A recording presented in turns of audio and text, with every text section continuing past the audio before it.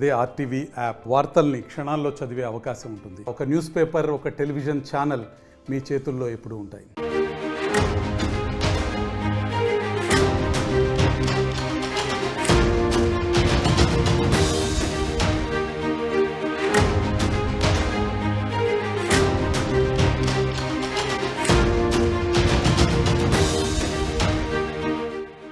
ఏపీలో మహిళలకి ఫ్రీ బస్సుపై కసరత్తు నడుస్తోంది.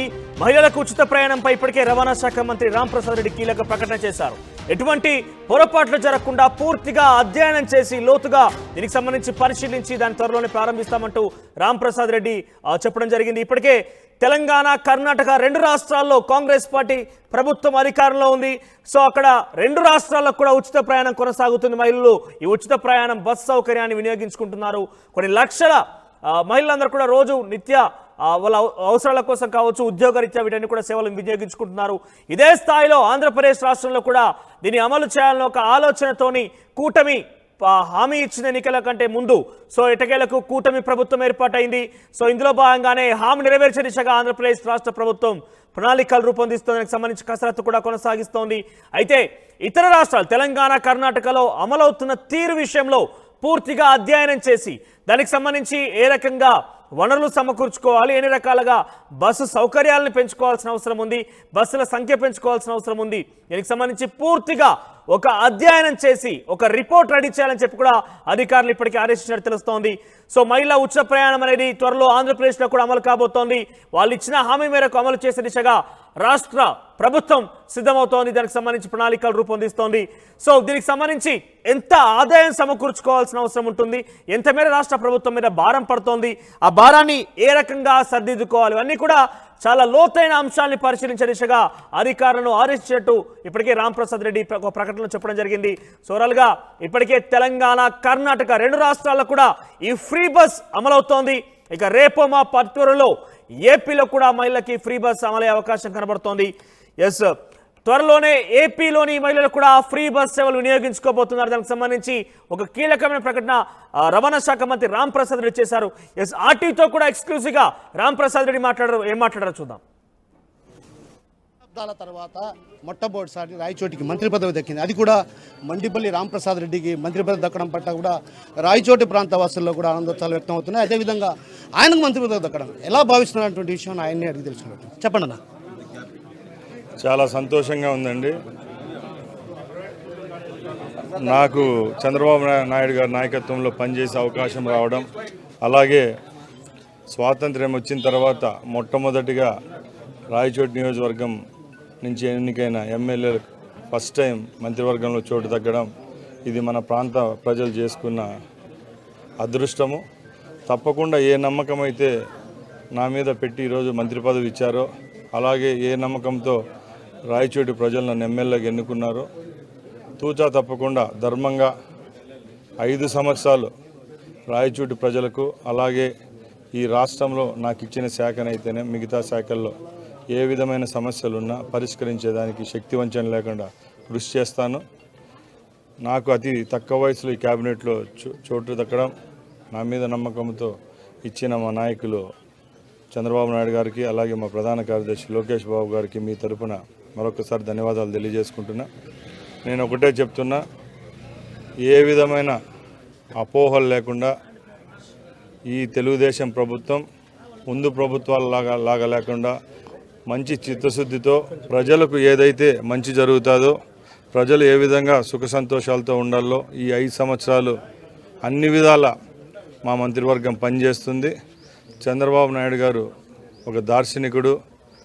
ముందు 14 సంవత్సరాలు ముఖ్యమంత్రిగా చేసినప్పుడు ఈ రాష్ట్రానికి ఏ విధమైన అభివృద్ధి ఫలాలు అందాయో ఈసారి తప్పకుండా దానికి రెట్టింపుగా ఈ రాష్ట్రంలో మంచి జరుగుతుందని మీ అందరికీ తెలియజేసుకుంటున్నా. జై హింద్. అన్న, ఇప్పటికే మీరు ఉచిత బస్సులు మేనిఫెస్టోలో భాగంగా మహిళలకు ఉచిత బస్సు అన్నారు. అది ఎప్పటి నుంచి అమలు చేయబోతున్నారు, ఏంటి పరిస్థితి? మీరందరూ చూశారు, మొన్న ఫస్ట్ సంతకమే చంద్రబాబు నాయుడు గారు ఏవైతే హామీలు ఇచ్చారో దాంట్లో 5 దానిలను అమలు చేసే విధంగా పెన్షన్స్ అయితేనేమి, స్కిల్ డెవలప్మెంట్ అయితేనేమి దీని మీద సంతకం చేయడం జరిగింది. ఈ ఉచిత బస్సు ప్రయాణం గురించి మీ అందరికీ తెలుసు. మన పక్క రాష్ట్రాలైన కర్ణాటక, అలాగే మన తెలంగాణలో జరుగుతూ ఉంది. నిన్న లోకేష్ బాబు గారు మన నాయకులు ఒకటే చెప్పారు, ఆ రెండు రాష్ట్రాల్లో ఒకసారి మన ఎంక్వైరీ టీం వేసి క్షుణ్ణంగా పరీక్షించి అక్కడ ఏ విధమైన లోటుపాట్లు ఉన్నాయో అవి మనం కూడా గమనించి 1 నెల లేట్ అయినా కూడా మన రాష్ట్రంలో అమలయ్యే మన శ్రీమూర్తులు మన తల్లుల యొక్క స్కీమ్ ఇది. ఎందుకంటే ఈరోజు ఏ ప్రభుత్వం మనం కూడా చెందాలన్నా కూడా ఆడవారే కీలకం కాబట్టి ఈరోజు ఏదో చేసేసినాంలే అని చెప్పి ఉచిత ప్రయాణం చేసి దాంట్లో మళ్ళీ పొరపాట్లు రాకుండా తప్పకుండా క్షుణ్ణంగా పరీక్షించి ఈ రాష్ట్రంలో అమలయ్యే రోజుకి ఏ విధమైన సమస్యలు లేకుండా ఆడవారికి ఫ్రీ బస్ సౌకర్యం కల్పించేదానికి ఒక ట్రాన్స్పోర్ట్ మినిస్టర్గా నేను బాధ్యత తీసుకున్నా. తప్పకుండా అమలు చేసేటప్పటికి క్లియర్గా చేస్తాం. అన్న, ఆడుదాం ఆంధ్రాలో భారీ స్థాయిలో అవినీతి జరిగిందన్నటువంటి ఆరోపణలు వ్యక్తం అవుతున్నాయి. అదేవిధంగా సిఐడికి కూడా ఏదైతే ఆత్వాపాత్వ సభ్యులు కూడా ఫిర్యాదు చేశారు. మీరు బాధ్యతలు తీసుకున్న వెంటనే చేయబోయే నేను నిన్న కూడా చెప్పాను ప్రెస్ మీట్లో, మొన్న పేపర్లో కూడా టీవీల్లో సోషల్ మీడియాలో చూడడం జరిగింది. గత 6 నెలల నుంచి మీరు ఏదైతే చెప్పారో దాంట్లో 100 కోట్లు స్కామ్ జరిగిందని. నాకు ఆ క్రీడలు మరియు యూజ్ అండ్ సర్వీసెస్ శాఖ కూడా మా మీద ఉంది కాబట్టి తప్పకుండా జరిగిన ఏదైతే లోపాలు ఉన్నాయో అదే స్కామ్ అంటున్నారో దాని మీద ప్రభుత్వం ఎంక్వైరీ చేస్తుంది.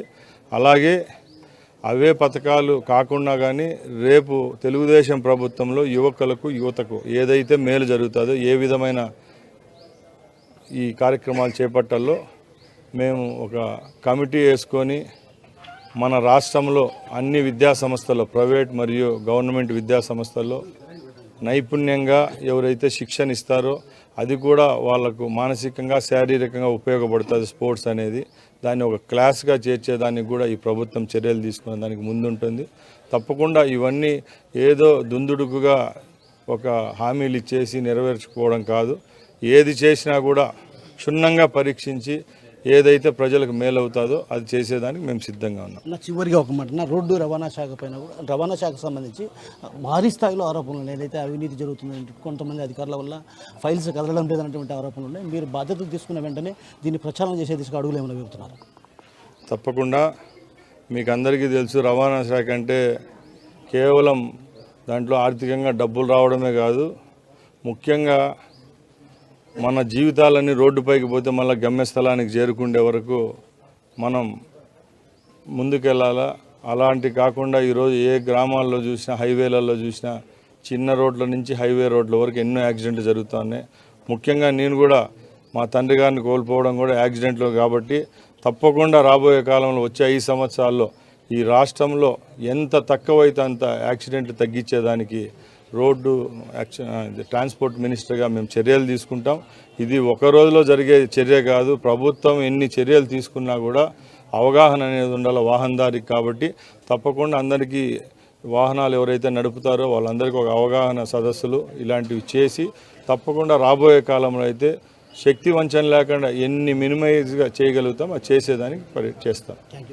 ఏదైతే మంత్రి పదవి దక్కడం తాను హర్షించదగ్గ విషయం. ఎందుకంటే ప్రధానంగా రవాణా శాఖలో జరగాల్సినటువంటి మార్పులు అదేవిధంగా ప్రక్షాళన కూడా త్వరలోనే చేయబోతున్నాం అన్నటువంటి విషయాన్ని మనతో పాటున్నటువంటి మంత్రి రాంప్రసాద్ రెడ్డి గారు చెప్తున్నారు. కెమెరా పర్సన్ నాగేశ్వరరావుతో కిషోర్, RTV, రాయచోటి నుంచి.